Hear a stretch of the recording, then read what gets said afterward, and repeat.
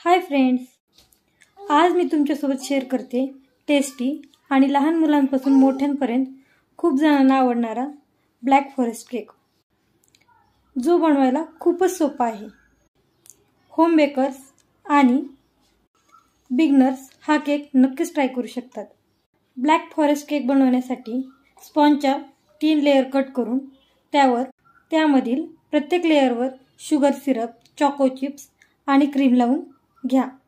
नंतर सर्व स्पॉन्जला क्रीमने proper icing करून घेऊन केकच्या साइडला डेकोरेशनसाठी बाजूंनी बारीक कट केलेलं चॉकलेट लावून घेऊन नंतर व्हिडिओत दाखवल्याप्रमाणे नोझलच्या साहाय्याने डिझाइन बनवून घ्या।